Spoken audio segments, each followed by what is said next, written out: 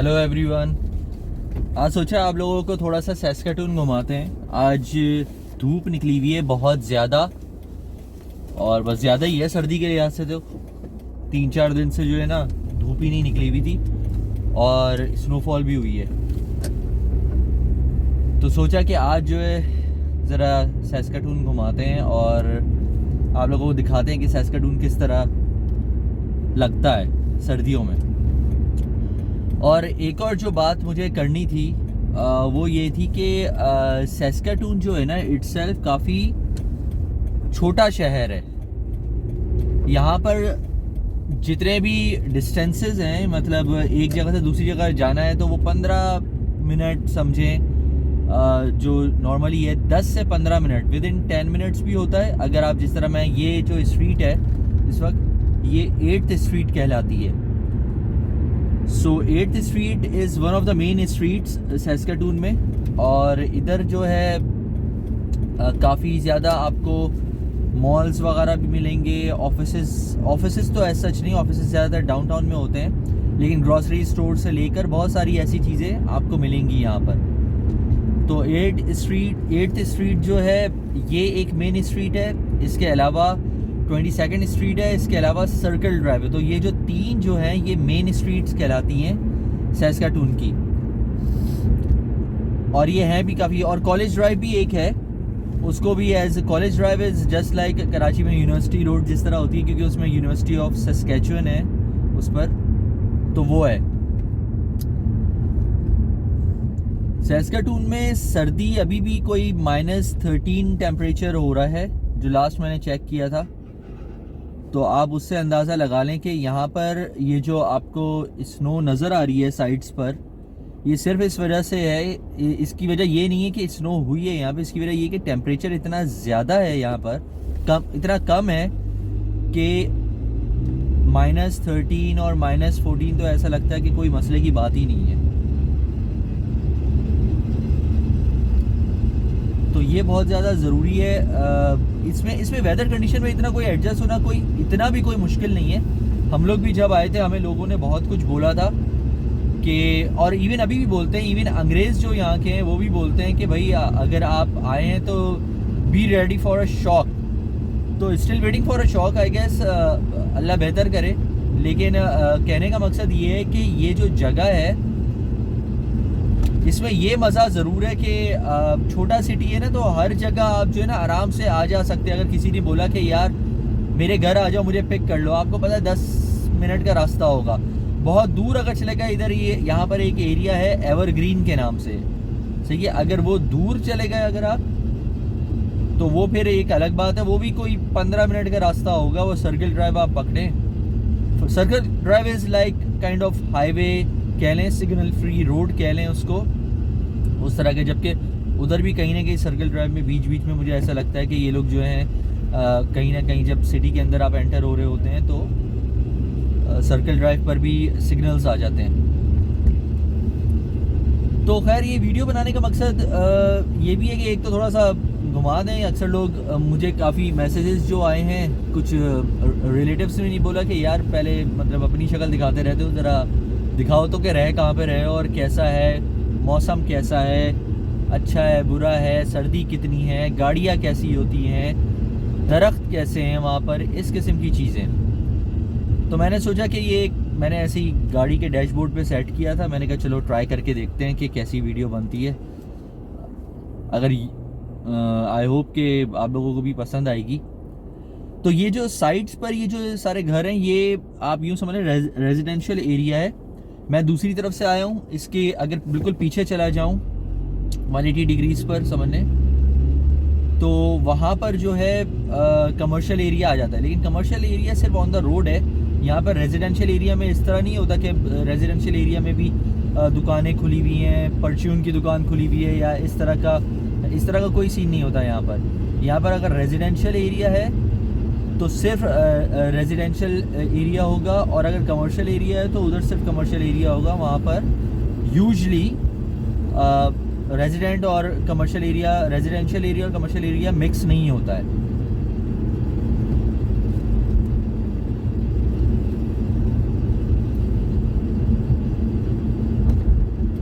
ये जो रोड है जिस पे अभी मैं बस एंटर होने वाला हूँ, ये आप समझ रहे हैं ये मुझे ले जाएगा, वो सामने जो रोड नज़र आ रही है वो है सर्कल ड्राइव।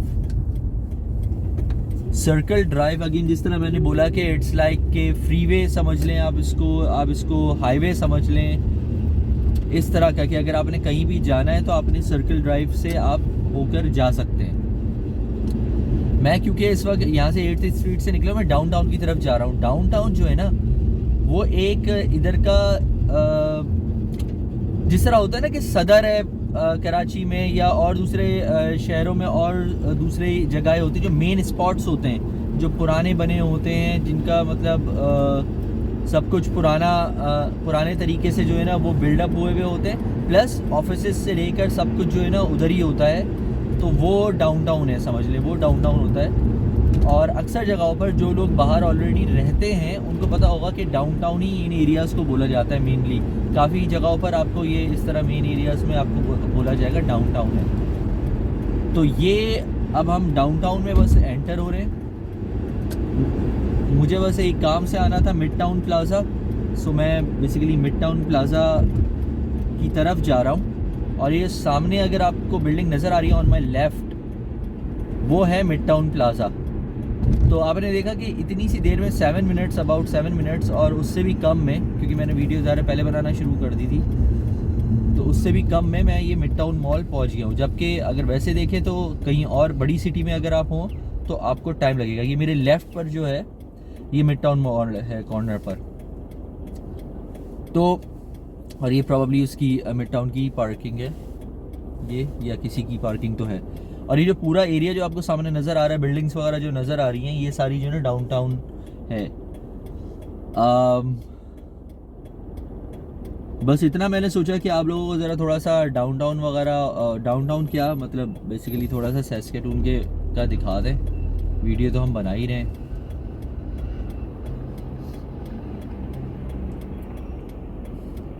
यहाँ पर एक और चीज़ है जो कि लोग ऑस्ट्रेलिया में रहते हैं उनको ये बात पता होगी कि यहाँ पर जो है आप रेड पर राइट ले सकते हैं, क्योंकि लेफ्ट हैंड ड्राइव है यहाँ पर। रेड पर आप राइट ले सकते हैं और ग्रीन अगर हो तो वेट फॉर द कार्स, जो कार सामने से आ रही है, और उसके बाद से आप लेफ्ट भी जा सकते हैं। सो ये इधर का है, उस तरह पाकिस्तान की तरह नहीं है कि जब तक लेफ्ट का खुलेगा नहीं आप जाएंगे नहीं, ऐसा नहीं है। और इधर क्योंकि आमने सामने दोनों तरफ से गाड़ियाँ आ रही होती हैं, ऐसा नहीं होता यहाँ पर कि सिर्फ जो है ना एक तरफ से गाड़ी आ रही हो दूसरी तरफ का बंद हो, दोनों तरफ से गाड़ियाँ आती हैं, तो उससे ये रहता है कि ट्रैफिक भी जो है ना जाम होता नहीं है। फिर डिफरेंट ट्रैफिक रूल्स हैं ऑब्वियसली, आपने रास्ते में आते हुए देखा होगा कि बोर्ड्स ट्रैफिक के लगे हुए हैं। अब जैसे ये दो जो लोग खड़े हुए हैं, ये इनको क्रॉस करना है तो इनका सिग्नल लगा हुआ है, और उस सिग्नल जब वो ऑन होगा वो वॉकिंग का इनको बोलेगा तो गाड़ियाँ रुक जाएंगी और फिर इनको वॉक करना होगा।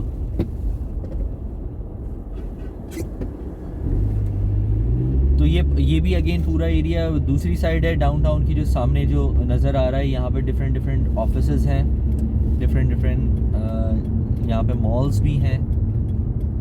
मिड टाउन मॉल इनका मेन मॉल है, उसके अलावा भी मॉल्स हैं यहाँ पर। तो आई थॉट कि यार चलो एक राउंड हो जाए मिड टाउन मॉल का। ये देखिए सामने बड़ा सा मिड टाउन मॉल लिखा हुआ नज़र आ रहा है, ये इसकी बैक साइड है मिड टाउन मॉल की। तो मिड टाउन मॉल की बैक साइड यानी कि सैस्केटून डाउनटाउन की बैक साइड, सैस्केटून डाउनटाउन की बैक साइड नहीं, मिड टाउन मॉल की वेबसाइट बैक साइड से जो है ना, सही नहीं दोबारा काट दें। देखिए अब ये जैसे ग्रीन हुई भी है तो यहाँ से मैं आराम से लेफ्ट राइट ले सकता हूँ। अभी तक आदत ही नहीं पड़ी है बोलने की यार।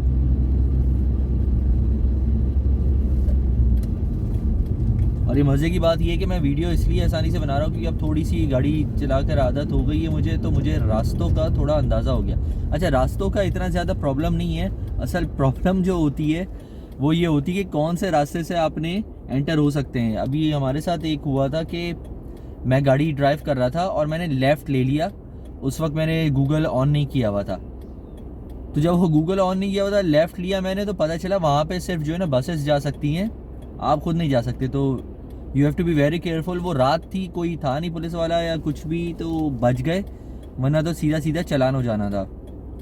तो इसलिए बहुत ज़्यादा इम्पोर्टेंट है कि आप जब शुरू में आते हैं तो गूगल से, क्योंकि ये सिटी छोटी है तो इसलिए इसको इतना मसला नहीं है, लेकिन अगर कोई और सिटी होती, जैसे मैं जब ऑस्ट्रेलिया में था और सिडनी में ड्राइव करनी होती थी थ्रू आउट, जबकि मैंने काफ़ी ड्राइव किए वहाँ पे 7-8 महीने ड्राइव करता रहा हूँ मैं, लेकिन वहाँ पर मैं हमेशा गूगल यूज़ करता था, क्योंकि रास्ते इवन याद भी हो जाते हैं, लेकिन बाज़ दफ़ा होता है कि आपको पता नहीं होता कौन सा वन वे है, कहाँ पर आपने नो लेफ़्ट टर्न है, अगर कोई आपको साइन नज़र नहीं आई ड्राइव करते हुए, इस किस्म के मसले हो जाते हैं।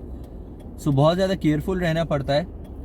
वो जो मैंने बोला था कि जो 3 मंथ्स का जो ड्राइविंग लाइसेंस आपको मिलता है उस पर आप आराम से चला सकते हैं, और उसमें आपको अंदाज़ा भी हो जाएगा कि गाड़ी कैसी चल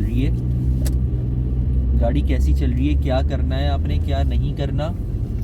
तो वो बहुत ज़्यादा इम्पोर्टेंट है कि आपने जो है ये चीज़ समझनी है, यहाँ के रूल्स एंड रेगुलेशंस आपने जो है ना समझना बहुत ज़्यादा ज़रूरी है।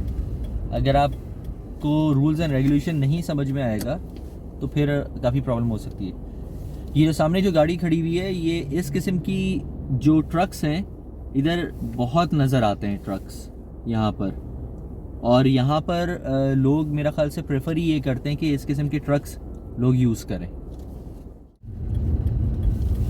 ये दूसरी साइड है यार डाउनटाउन की, मतलब जहाँ से हम पहले जो मैंने आपको बताया था मिड टाउन मॉल का, उसकी दूसरी तरफ है। इधर हम लोग रह चुके हैं। जब एयरबीएनबी में आए थे तो हम लोग यहीं पर रह रहे थे जब शुरू में आए थे, और एयरबीएनबी बुक करवाया था। अब अक्सर लोग पूछेंगे एयरबीएनबी क्या होता है। एयरबीएनबी जिस तरह ऊबर है, जिस तरह करीम होती है, जिस तरह और भी कुछ और दूसरी जगहों पर जो है इस किस्म की कार सर्विसेज होती है, इसी तरह एयरबीएनबी आप समझ लें घरों के लिए सर्विस है। घरों के लिए सर्विस ये होता है कि लोगों का जो घर होते हैं वो घर को ऑनलाइन एयरबीएनबी के साथ जो है ना रजिस्टर करवा लेते हैं। ऑब्वियसली उनको सफाई रखनी पड़ती है, सारी जो चीज़ें अवेलेबल होनी चाहिए, बाथरूम वगैरह, वो सारी जो चीज़ें वो सारी चीज़ें अवेलेबल होनी चाहिए, वो कर देते हैं।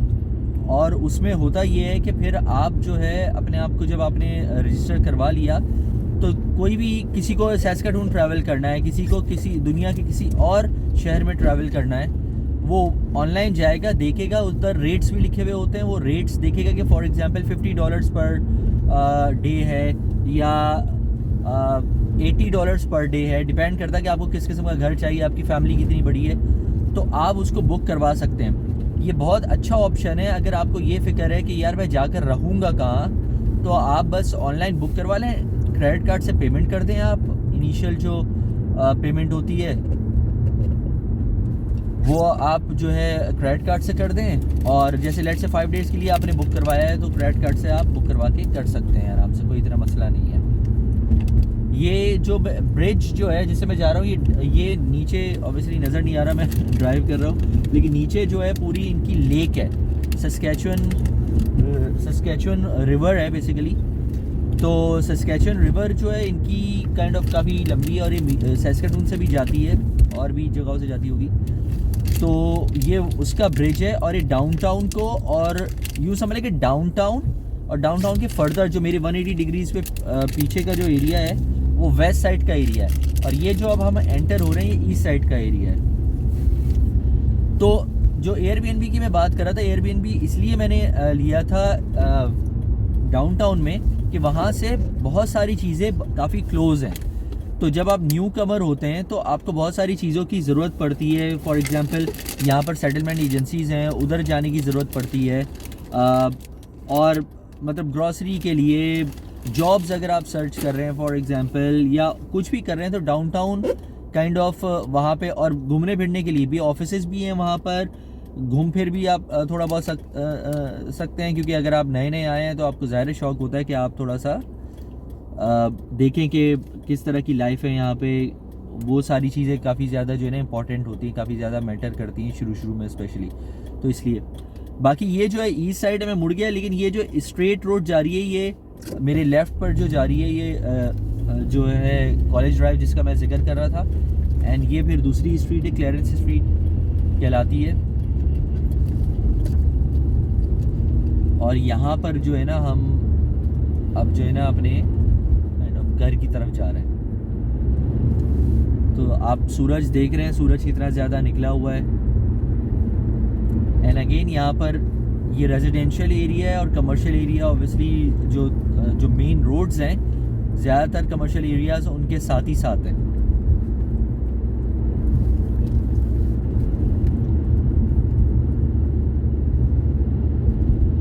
बर्फ़ नहीं पिघलेगी, धूप जितनी हो जाए बर्फ़ नहीं पिघलेगी, और बाहर ठंड भी होती है ज़ाहिर है।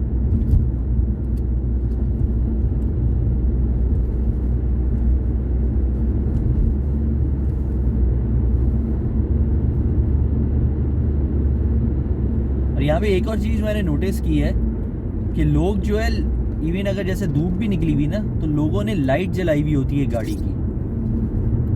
अब आई एम नॉट श्योर शाम में जलाते हैं या अंधेरा होता है या बर्फबारी हो रही होती है तो पता नहीं चलता, तो समझ में आता है, लेकिन वैसे क्यों जलाई हुई होती है ये मुझे समझ में नहीं आया। बट यहाँ पे प्रॉब्ली नॉर्मल है रोड्स लाइट जलाना। अच्छा जी, अभी हमने टर्न लिया है और ये कहलाती है मेन स्ट्रीट।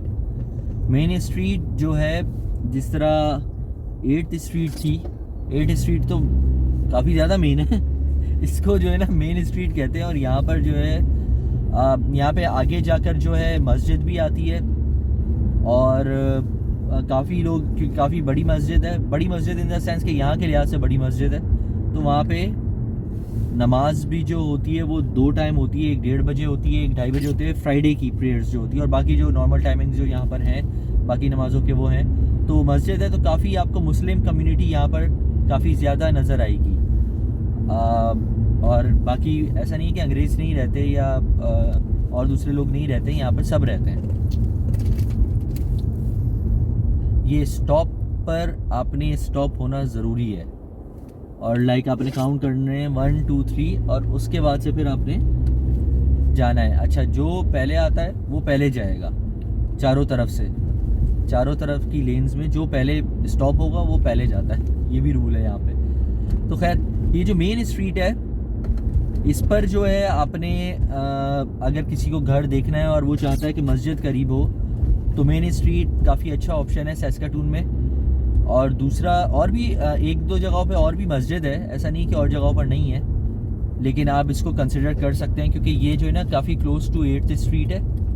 और उसमें फिर अगेन जिस तरह मैंने बताया था कि 8th street is one of the main streets, important streets है, तो उसके लिहाज से तो बहुत ही इम्पोर्टेंट है। ये देखिए, मेन स्ट्रीट से सामने की जो स्ट्रीट है इधर जो जा रही है वो 8th स्ट्रीट है, तो उस लिहाज से काफ़ी ज़्यादा क्लोज हो जाता है आप 8th स्ट्रीट के, या एमिनिटीज़ जिसको बोलें उनके काफ़ी क्लोज आप हो जाते हैं।